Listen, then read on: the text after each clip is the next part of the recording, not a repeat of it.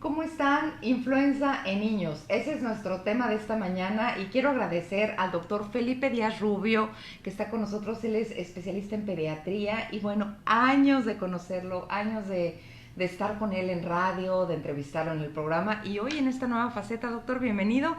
Gracias, buenos días. Qué Gusto en gusto saludarte, tener, Dan, hace gusto en mucho tiempo que no nos saludarlo. veíamos. Sí, Te pero qué sigo, pero gusto. no nos veíamos. Qué gusto, ¿Qué doctor. tal? ¿Cómo estás? Hablar de influenza es un tema bien importante y sobre todo para los pequeñitos.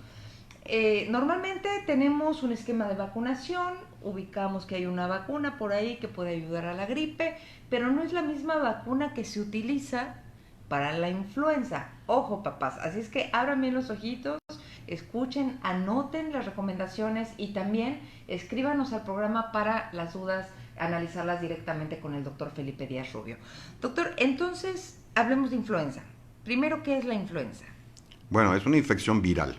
Es producida por un virus en el cual afecta a todas las edades, desde niños pequeñitos hasta ancianos, y la mortalidad va a depender mucho del factor que acompaña a este tipo de virus, la virulencia que tenga.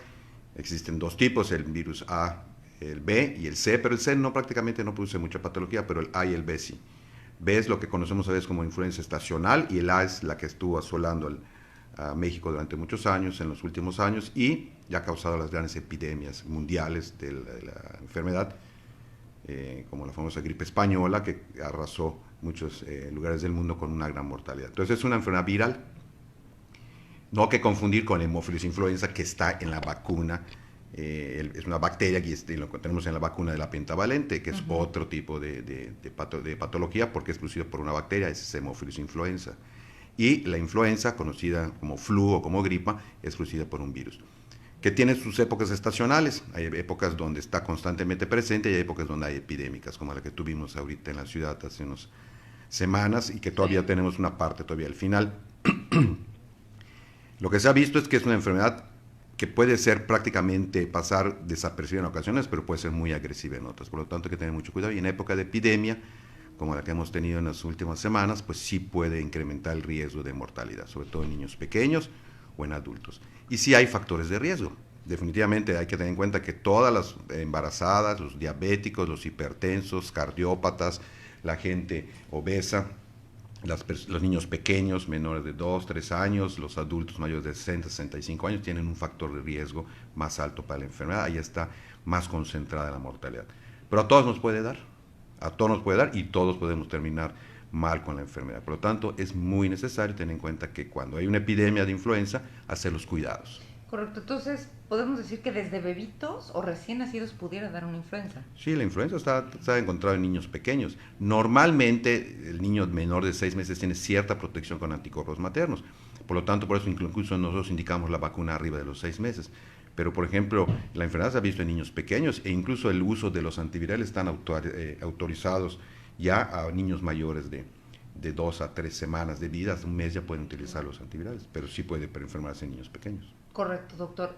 Yo invito a todas ustedes que nos manden sus dudas. Gracias a todos los que nos están siguiendo, ya están varios conectados. Y doctor, hablemos un poquito de una nota que surgió en Iowa de una pequeñita que quedó ciega por gripa o por gripe. Pero los papás se habla de una vacunación que ellos realizaron, pero que no era la vacunación adecuada. Sí, o sea, generalmente la influenza como enfermedad viral puede producir complicaciones por el mismo virus de la influenza. En los niños se ha demostrado que, por ejemplo, el cuadro no es a veces muy semejante al de adulto. A veces en los niños cursa con cuadro gastrointestinal, cosa que en los adultos no tanto. Pero el virus de la influenza per se puede ocasionar meningitis, encefalitis, puede ocasionar una neumonía viral, por lo tanto puede haber complicaciones por el propio virus. Pero además hay que agregarle que las personas que se enferman con el virus de la influenza tienen también un riesgo de adquirir infección o coinfección con bacteria, que puede producir los mismos cuadros. O sea, yo he visto pacientes, lo hemos visto todos los médicos pacientes que ingresan por un cuadro de neumonía bacteriana, pero realmente lo que tuvo fue una influenza que se complicó con una neumonía bacteriana. Por eso en muchas ocasiones los pacientes graves ingresados en hospitales son manejados con los dos tipos de medicamentos, el antiviral y el antibacteriano, o sea, el antimicrobiano. Probablemente este caso no tengo la certeza que haya sido, pero obviamente pudo haber tenido una afección meningia o encefálica, esta niña tenía algún problema de ceguera. La vacuna que se debe aplicar es la misma en todo el mundo. Es la vacuna contra el flu o contra la influenza, y deben ser vacunados en época, sobre todo, todos los años, pero en época epidémica, todas las personas. En nuestro esquema del país ha cambiado porque no se aplica a ciertas etapas, pero se le debe aplicar a todas las personas. Y es una prevención. La única forma de evitar la influenza son cuando la persona está enferma, llevarlo al aislamiento. Pues ya vimos en televisión muchas cosas que dicen que estornudar tapándose con el codo, lavado de manos. Aquí el contagio es principalmente por las gotitas de fluidos, gotitas al estornudar o al toser, al hablar persona a persona, el utilizar objetos que una persona se estuvo usando o limpiando la nariz, o la otra forma que puede hacer el contacto. Entonces, si no es vía aérea, es manos. Entonces, las manos son muy importantes. Lavado, aseo de manos. Guarderías, centros de reunión de niños, escuelas. Ahorita la epidemia que tuvimos, o los muchos casos que tuvimos estas semanas pasadas, fue en escuelas. Hubo escuelas donde hubo que cerrar escuelas porque hubo muchos casos. El Rogers cerró varios días. El Rogers cerró varias escuelas. Sí. Yo tuve muchos pacientes que venían de escuelas particulares e incluso algunas escuelas de gobierno que tuvieron que cerrar salones por la cuestión de que muchos niños se enfermaron.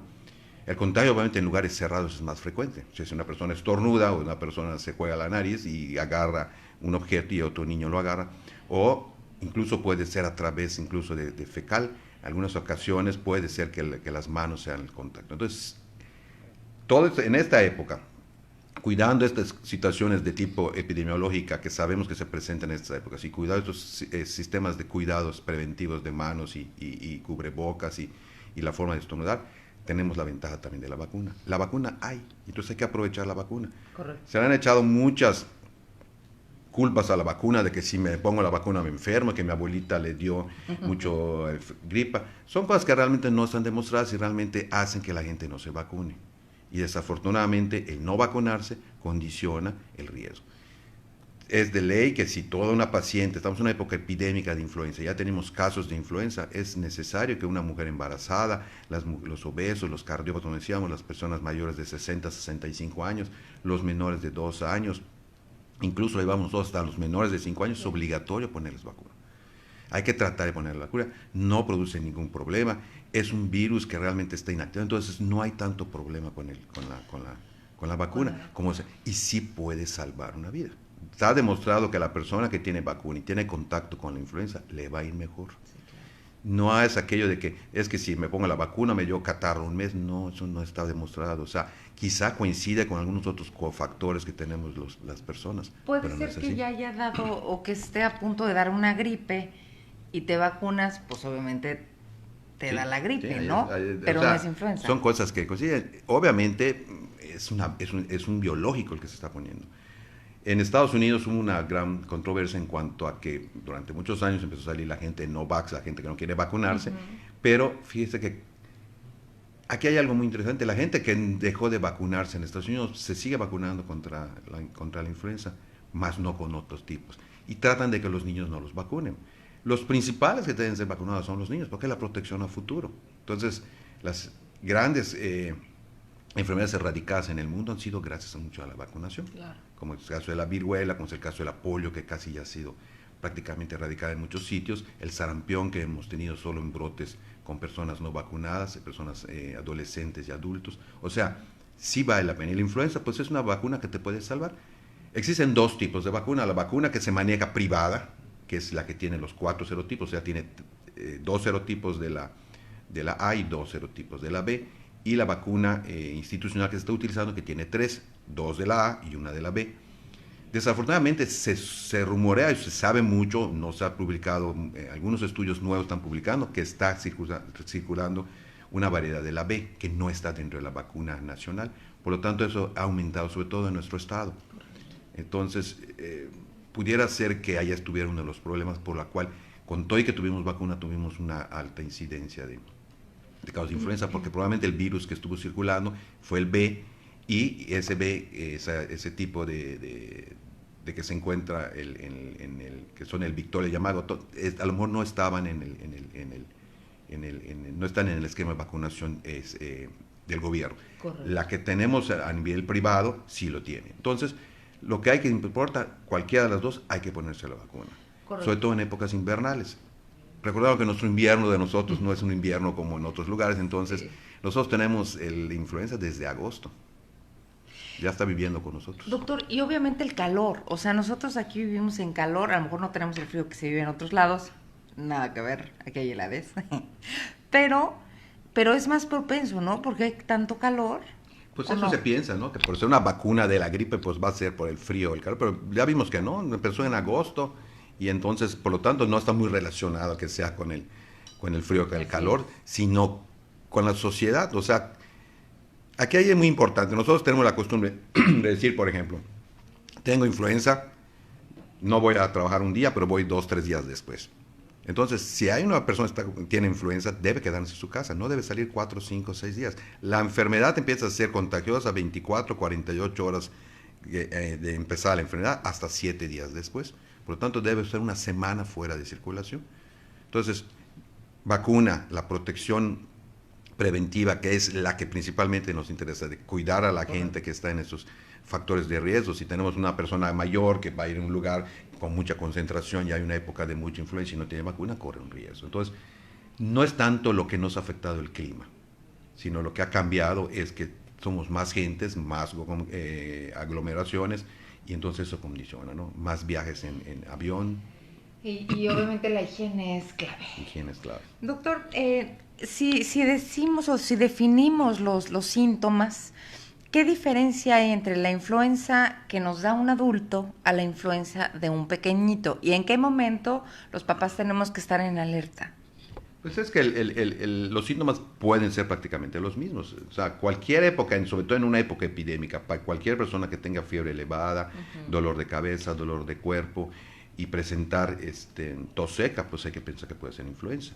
Aislarla, prepararla y si uno quiere estar seguro, hacer una prueba rápida de influenza que tenemos en muchos hospitales, el sector público como el sector privado, donde se puede hacer la prueba rápida en la nariz, en la cual nos da una cierta especificidad si la nariz se toma la muestra con un hisopo y se da la especificidad más o menos entre un 70 y un 80%. Nos dice si es influenza A o B, pero no, claramente no es una que digamos nosotros, que es la prueba final, bueno, pero sí nos orienta mucho, sobre todo para iniciar un tratamiento. Entonces, los síntomas en el adulto, quizá como nosotros los adultos podemos referirlos más, pues son muy clásicos, ¿no? Me duele la cabeza, me duele el cuerpo, me duele un poco la garganta, tengo mucha fiebre.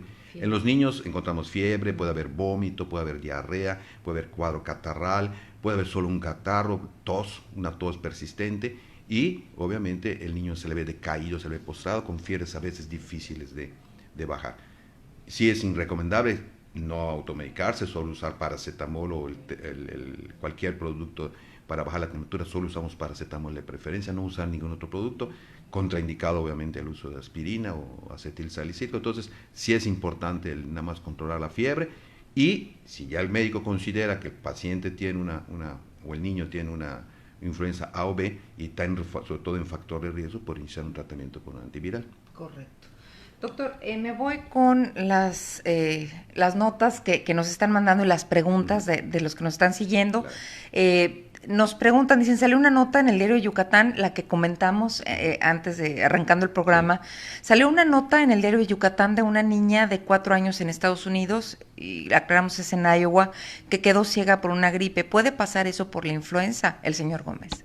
Sí, o sea, habría que ver cuál es la causa, ¿no? Hay que recordar que muchas de esas notas, pues son notas poco alarmistas y todo, no sabemos, habría que averiguar, pero obviamente si la niña tenía una complicación de fondo y a lo mejor tuvo una encefalitis, a lo mejor sí pudo haber quedado ciega por un cuadro de ese tipo. La influenza per se no produce ceguera, o sea, no es una enfermedad que afecte el ojo y que pueda producir una ceguera, pero sí puede haber algunas complicaciones que pueden haber sido, puede tener una encefalitis o una meningitis que pudo causar ceguera.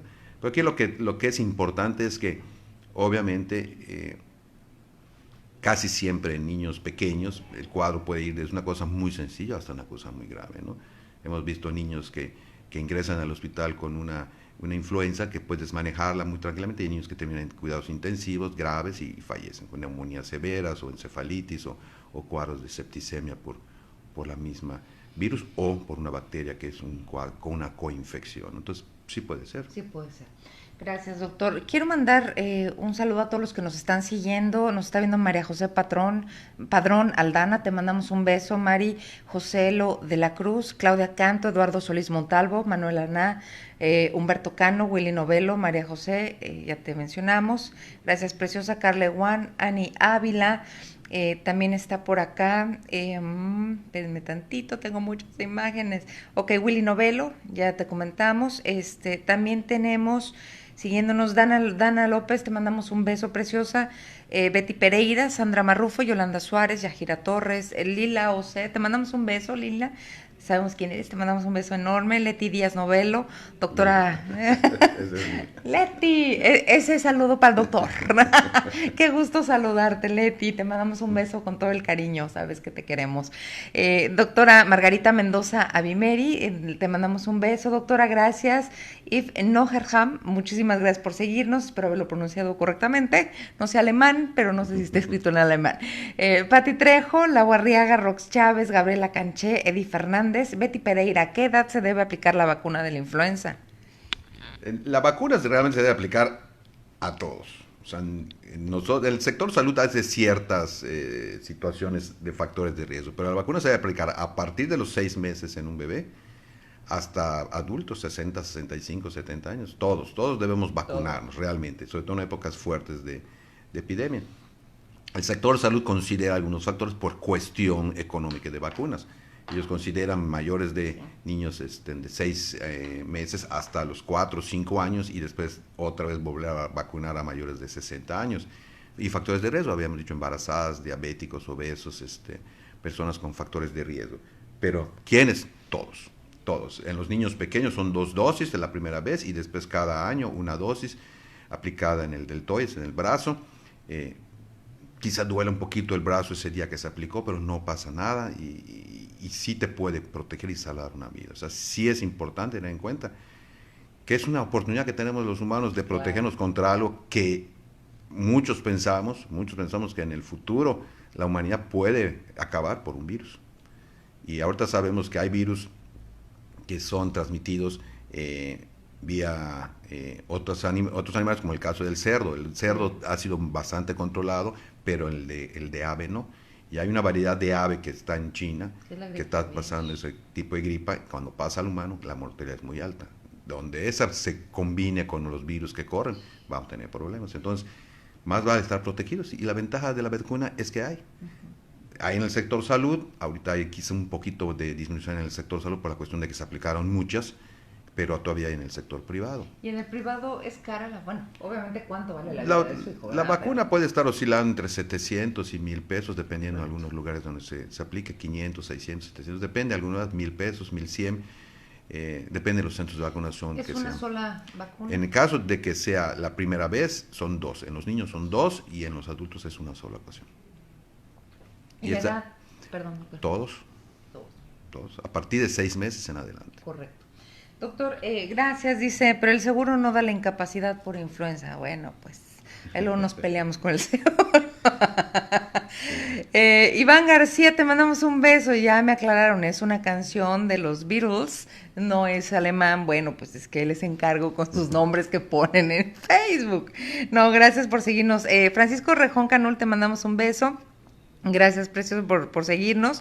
Y también Priscila Prisca, les mandamos un beso enorme a Prisi, a pequeñita. Gracias por seguirnos, preciosa. También a Keren de Poza Rica, que nos están siguiendo y están aquí de visita en Mérida, Yucatán. Les mandamos un beso. Entonces, si hay vacunación contra la influenza, es importante, puede salvar la vida de sus hijos. Y de nosotros también. Que bueno, lo normal son niños, bebitos y el adulto mayor. Todavía no encajamos, doctor. Pérez tantito. Ahora, obviamente, yo como pediatra, pues mi insistencia es en niños, pero claro, obviamente yo llego una mamá al consultorio que está embarazada y le digo, ¿y tu hijo? Digo, ya lo vacunamos. ¿Y tú? No, pero es que yo habla con tu ginecólogo, habla con tu médico, porque tienes que vacunarte tú también. La embarazada es un factor de riesgo y no pasa nada con el bebé ni le va a pasar nada al bebé. Entonces, todos, realmente la vacuna es tenemos 2 grandes formas de atacar la cuestión. Preventiva, que ya dijimos las medidas de seguridad que hacemos, más la vacuna, Y ya una vez que existe la enfermedad, hay una forma de manejarla, que es el uso de antivirales. Actualmente en nuestro país el que más utilizamos es el Oseltamivir, que es un antiviral, que lo utilizamos realmente a partir que detectamos nosotros un caso de influenza, sobre todo en estas épocas que ha habido mucho brote de influenza, usamos el antiviral. El antiviral he notado que iniciándolo tempranamente puedes cortar muchos de los síntomas del cuadro y sobre todo abortar un poquito la enfermedad. Sin embargo, volvemos a insistir, o sea, no tampoco se trata de que si tengo un catarro, me tomo el Oseltamivir, porque a empezar si es caro y en segundo pues es un medicamento que a la larga va a tener un poquito de problemas de resistencia, por eso sí vale la pena que el médico es el que indique, no va a ir. De hecho hubo una plan de que en las farmacias solo se vendía el Oseltamivir teniendo en cuenta con una receta médica. Porque la gente se pensó, me daba catarro, me está empezando, tengo que ir a trabajar, compro mi medicina, me la empiezo a tomar y con eso. No, no es así. Tiene que ser recetada por un médico en base a los síntomas. ¿No? Porque además si no es influenza, pues está automedicando. Se está automedicando y además pues a lo mejor vamos a causar resistencia con eso. Claro. No lo sabemos en el futuro que ya no funcione. Hay varios antivirales que se utilizan, el más económico de entre todos, siendo todavía caro, es el Oseltamivir, pero hay otros más, incluso que se usa intranasal. Lo importante de acá es detectar la enfermedad, el aislamiento, iniciar tratamiento si lo amerita con un antiviral y vigilancia del paciente por un médico. Por un médico. Médico general, médico pediatra, médico de cualquier especialidad, pero que sea importante que esté vigilado. Correcto. Doctor, hablaba de septicemia. ¿Qué es la septicemia? Es un término que utilizamos nosotros para referir cuando una infección ya ha abordado todo el sistema del cuerpo, ¿no? O sea, ya hay una afectación. Puede ser por un virus, generalmente las causantes más frecuentes de la septicemia son las bacterias, que pasan al torrente sanguíneo, pues en lo que se conoce como una bacteremia, y cuando ya afectan diferentes órganos del cuerpo hablamos de una septicemia. Afectan la economía totalmente del organismo, entonces hablamos de un proceso séptico. El paciente está muy infectado, por así, para que lo entienda la gente, es un paciente que está muy infectado y que está abarcando varios órganos. Y de allá, obviamente, el paciente puede caer en lo que se conoce como un choque séptico, que ya es la parte final de esto, que es realmente la falla, el colapso del organismo ante el evento. En mis clases a muchos de mis estudiantes les enseño que pues, es el final cuando el barco está lleno de ratas y el capitán dice, pues no puedo matar a las ratas, pues hundo el barco. Y eso es un choque séptico. Al final el cuerpo se ataca el solo para tratar de acabar con el proceso infeccioso. Entonces, pero la septicemia puede ser por un virus o por una bacteria. Generalmente casi siempre vemos más cuestiones de tipo bacteriano. Correcto. El doctor Felipe Díaz Rubio se encuentra en el Star Médica, en el Hospital Star Médica, en la torre de consultorios, en el consultorio número 924, en el piso 9, Arepica, en el piso 9, y el teléfono del conmutador es el 930-2880 y va a marcar el número 2, que va a la torre de consultorios 2924, o también directamente al 943-1359. 943-1359 es el teléfono directamente del doctor Felipe Díaz Rubio. Vamos a poner en el copy todos los datos y doctor, quiero agradecerle muchísimo que haya estado conmigo. No, bienvenido al equipo nuevamente, me lo voy a robar. Tengo derecho de antigüedad. Por supuesto, a su esposa la queremos con todo el corazón. Gracias. Y le mandamos un beso enorme y le agradecemos que haya estado aquí. No, hombre, gracias a ti, mi amable. Gracias, mucho doctor. Gusto. A ustedes muchísimas gracias. Recuerden que si nos mandan en desfase sus preguntas o sus dudas, mamitas, con mucho gusto se las hago llegar al doctor, le damos más chamba vía WhatsApp y le mandamos y les damos a ustedes la respuesta. Gracias como siempre por su confianza, por los temas. Quiero pedir a producción a ver si me ayuda.